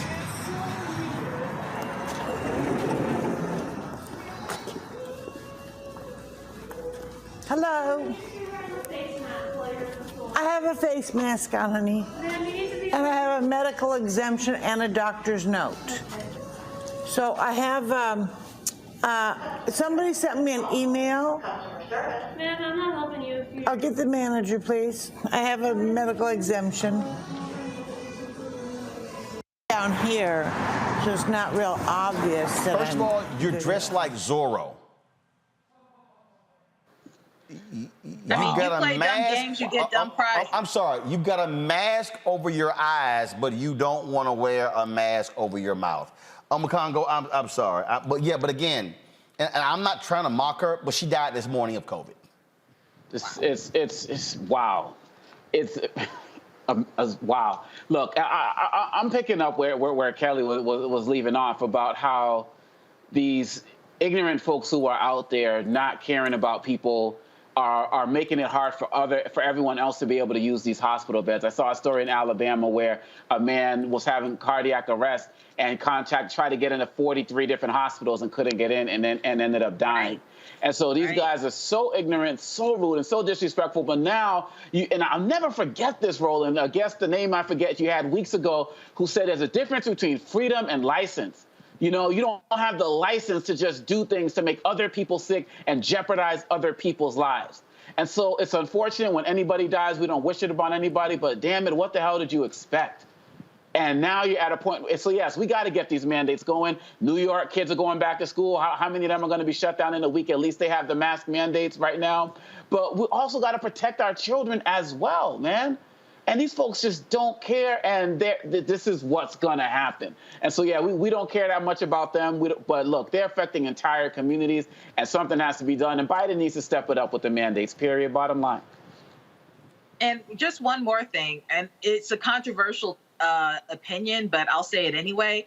I really do feel like if you are unvaccinated by choice and you contract COVID, you lose your right to get hospital care. Just off bat. Like, if you really had every avenue at your disposal to get this vaccine and you choose not to get it because of whatever reason, I don't think you should be getting medical care. You should not be getting a hospital bed. There are people who are having heart attacks still.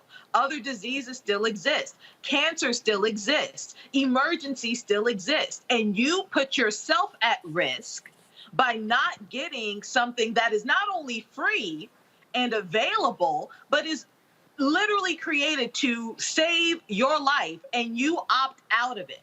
You basically gave yourself a DNR by not getting the vaccine. So you should not be getting a hospital bed. So I feel like that should be taken into consideration as well by hospitals and doctors, because they are overwhelmed by people who are frankly being dumb. And it's not about shaming them. They are, objectively speaking, being dumb by not taking something that is for them. It does not make sense to me. And then we've got to deal with this silliness right here. Let me just hold on. I'm really trying, y'all. I'm really trying to deal. So Nicki Minaj is now trending because Nicki Minaj posted this on Twitter. My cousin in Trinidad won't get the vaccine because his friend got it and became impotent. His testicles became swollen. His friend was weeks away from getting married. Now the girl called off the wedding. So just pray on it and make sure you're not comfortable with your decision. Make sure you're comfortable with your decision, not bullied. 5,297 retweets, 41,100 quote tweets, 26,300 likes. Okay. Wow. First, I'm a Congo. Your cousin actually believed that bullshit? your cousin actually believed that his boy caught COVID and now he impotent? Yeah, right. I think Nikki, I think your cousin's boy caught some other shit. And it's not gonna clear up in time for the wedding. Real talk. Real talk. Come on, dog. Come on. Wow. You may need to come at her like you did with Busta Rhymes, man. I mean, these guys, you know, we talked about earlier in the segment, we were talking about Julius Jones and how celebrities have been stepping up. I've been so disappointed with how celebrities have been speaking out ignorantly about the vaccine, about the mask, and so on and so forth. You know, understand, you know, if you're not going to be for it, just don't say anything. All people are going to see is Nicki Minaj says the vaccines make you impotent. And that's it. And people are going to run with that. I can't believe, and yeah, it's probably going to be taken down, but it's already too late. You said it was like 4, she's trending now? Come on, it's going to be 1 million retweets by the time the night's over. It's all over the place. I mean, it's all, but again though, here's my whole deal. My cousin told me his friend got the vaccine and now he impotent and the girl called the wedding off. Here's the deal, Kelly, and this is just I'm sorry, I need to fix my face. I'm sorry. This is just me. This is just me. Nicki Minaj has 22,600,000 Twitter followers. Okay. If I go to Instagram right now. Let me check. Nicki Minaj has 157 million Instagram followers. Okay. I don't even know what she has on Facebook. If I had to pull up Facebook, I would say, let's see here. Nicki Minaj on Facebook. I'm assuming she's on Facebook. Nicki Minaj has 48.5 million on Facebook. Okay? Okay, so Roland has 3.3 million between Instagram, Twitter, Facebook, YouTube. If a cousin of mine told me that his boy got the vaccine and now he's impotent and the girl called the wedding off, my ass is gonna say, put your boy and his doctor on the phone before my ass tweet that out. Cause I ain't trusting my cousin's boy to inform my 3.3 million followers, in her case, her 200 million followers. I'm just saying, I might ask a couple of more questions before that tweet gets posted. Go ahead. 2 things. One, she doesn't have the journalistic integrity that you have for a plethora of reasons. You but ain't also, gotta be a journalist.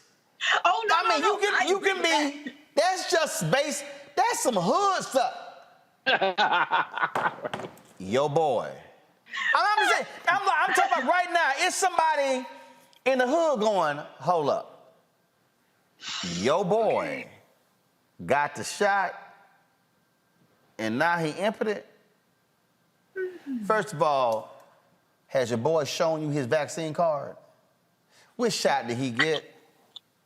Mm-hmm. If your boy came back and said that he got the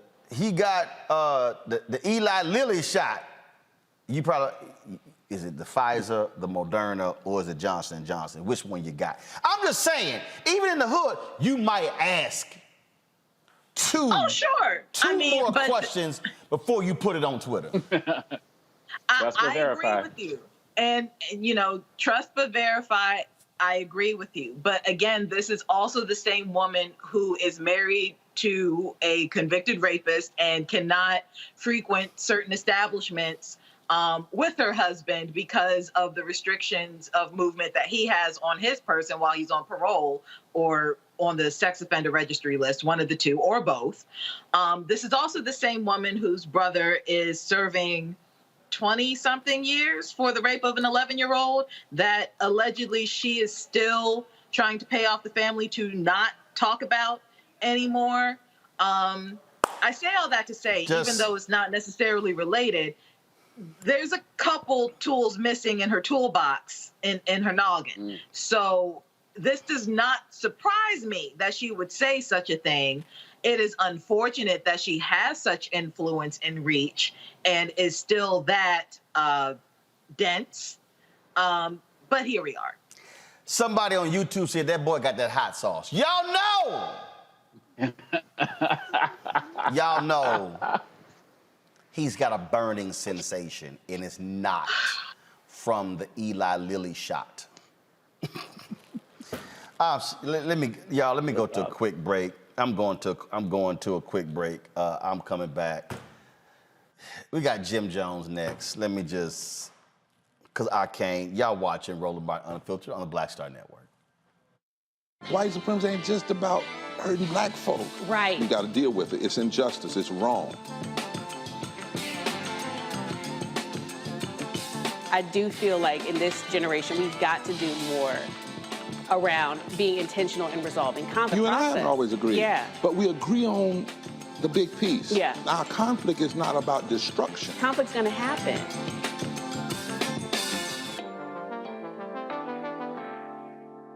What's up, y'all? I'm Will Packard. Hello, Archbishop TVJ. What up, Lana Well, and you are watching Roland Martin Unfiltered.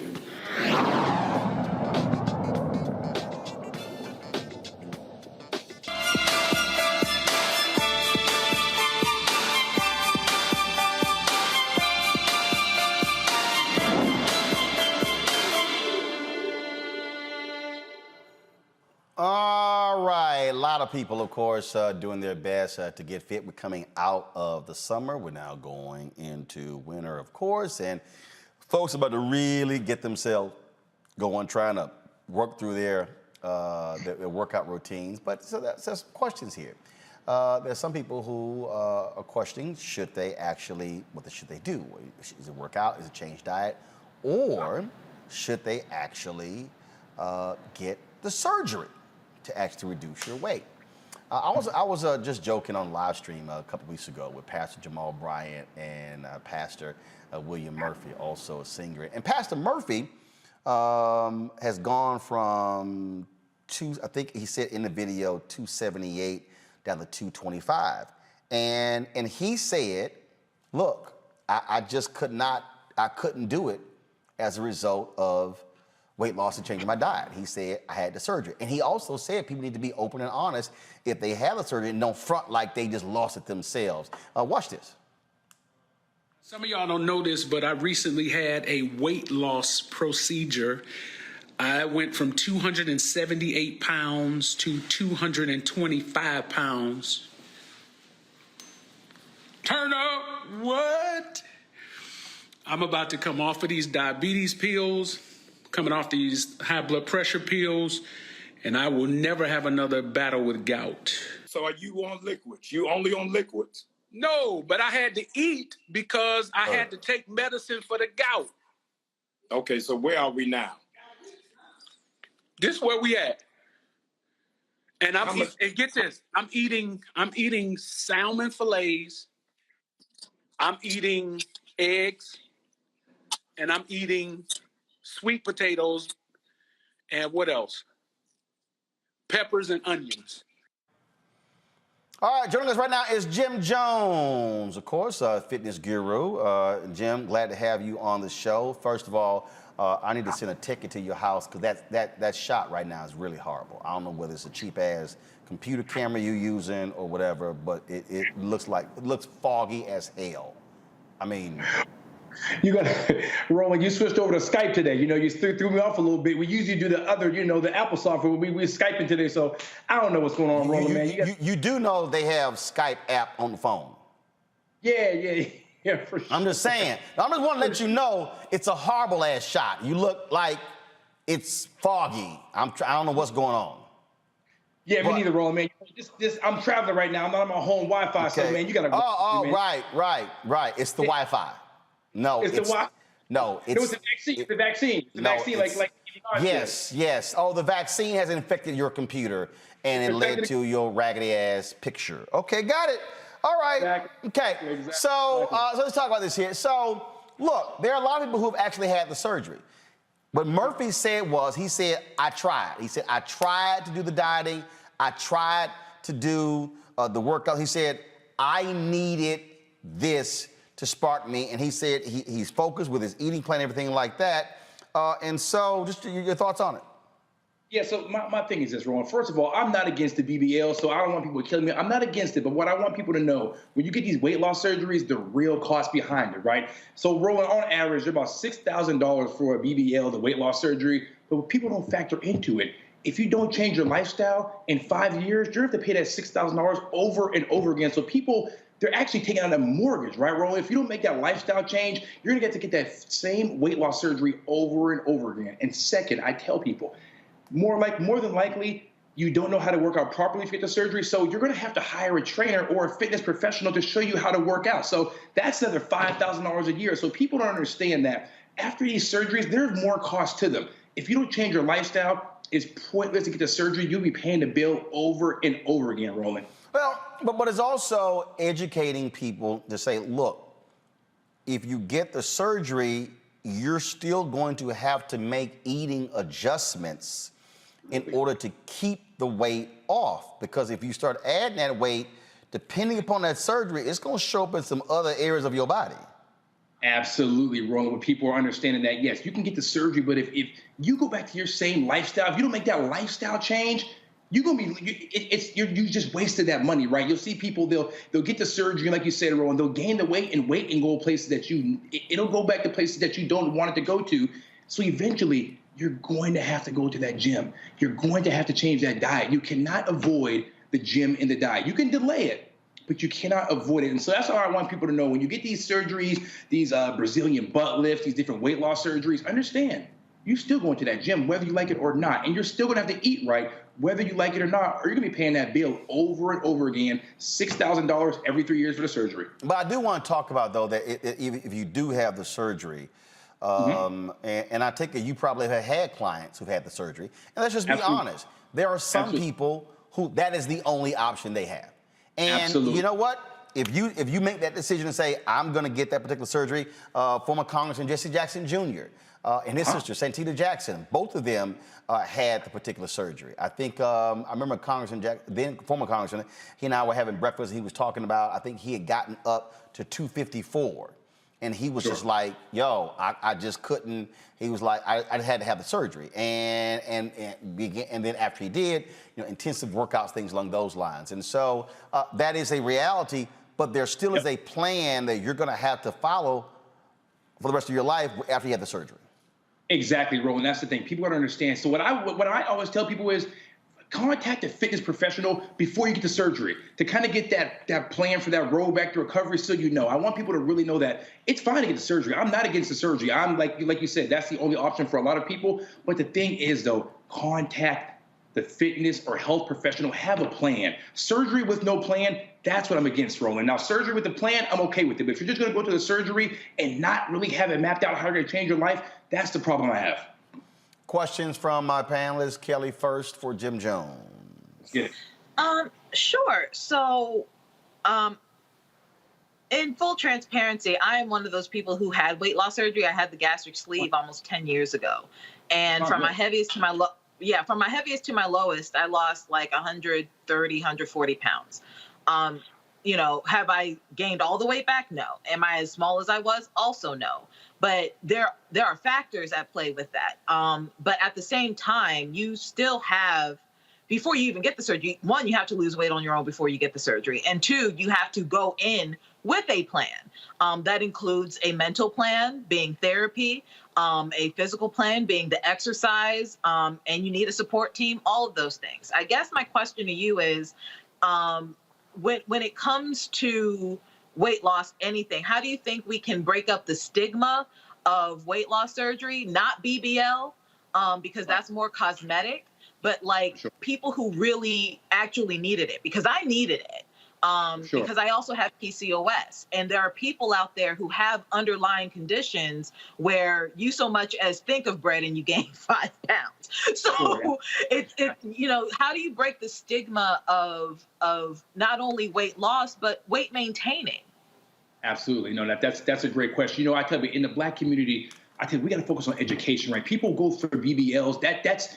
That's like at the forefront of when people think of surgery. But like you said, there's healthy weight loss surgery. So what we have to do is educate people, right? And I tell people, get off social media. Those people who are just popping back out saying they lost the weight, they went in the gym, that's a false narrative, right? So I try to just drill down on the education. Like, listen, there are different types of, like you said, different types of surgery. Let's get away from the BBLs, right? Because that's looked at as a quick fix. But let's look at, like you said, the weight loss surgery that you had that a lot of people should get and have a plan, right? So we just got to just focus on education and changing that Instagram narrative, right? I think that social media sometimes can taint our community and have us focus on the wrong thing. Makongo. So keeping it in the social media realm, because you're out there crushing it in that world as well, I want to ask about the young kids, right, who are seeing some of their celebrities and the like coming out looking a particular way, not knowing that they had that type of surgeries. Do you think that it's an obligation on people out there who are influencers to speak openly about it? Because some of them are just coming out with this look as if they did it all on their own, and maybe they can share some lessons with young people about this. What are your thoughts on that? Yeah, so my thoughts are, I think with the surgery, like I said, we got to have full transparency. Like I said, there's nothing wrong with it, right? So I think that we have to get to a space within the Black community where it's looked at to be comfortable to talk about surgery, right? I think people do it now. They kind of do it like it's a magic trick. Like, oh, here I am, I'm popping back out. I'm back out here, I'm back outside, new body, new me. But it's okay to be transparent. Let people know, because this is the thing. If we don't have the education and we're not giving the youth the truth on that, they're going to think that they can just go get a quick BBL, pop out, get Instagram followers or be liked or be accepted. So I think, like you said, it's just like mental health. There's got to be full transparency with people who've had surgery, right? And people who have had it are going to have to come out and say, like, hey, I had the surgery, this is how I did it, but I have a plan, right? And be kind of realistic about the recovery. All right, Jim Jones, let the people reach you. Listen, if they need a surgery meal plan, they can holler at me, Jim Jones, GYMJONEZ on Instagram. If you need a meal plan, I'll give you a free one. Just get a plan if you get the surgery.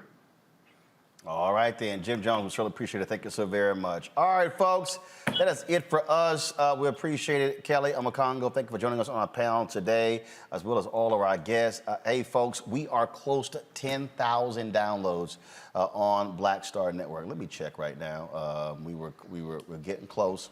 We have 9,000. Okay, update, please. 9,643. So actually, let me update. 9,672. So we are 328 away from hitting 10,000. If you have not downloaded the Black Star Network app, please do so. You can download it to your Apple phone, your Android phone, of course, also Apple TV. And then you have, of course, Android TV. Then you have, of course, Roku, Fire Stick, Fire TV, Xbox One, and your Samsung Smart TV as well. We also want you to please support what we do here at Roland Martin Unfiltered. We, of course, always bring you interesting and unique things. Tomorrow I'm going to be in Atlanta. There's a group of Black men who meet annually. Who meet monthly, and so they want me to address them. But we're going to actually broadcast the show with them. And so former mayors, also head of MARTA, John Hope Bryant, Operation Hope. So we're going to have this black male conversation tomorrow on a variety of issues right here on Roland Martin Unfiltered. So you support us. This is what your resources are going to. Cash App, $RM Unfiltered, PayPal.me/R Martin Unfiltered, Venmo.com/RM Unfiltered. Zelle is Roland@RolandSMartin.com, Roland@RolandMartinUnfiltered.com. Want to thank all of you for watching us today. Please also, if you're not subscribing to our YouTube channel, do so. We're less than 2,000 from hitting 800,000 YouTube subscribers on our YouTube channel. If you do so, you can also hit that button where you, of course, get notifications when we go live. Folks, thank you so very much. I will see you tomorrow from Atlanta. Roland Martin Unfiltered, broadcasting on the Black Star Network. Holla!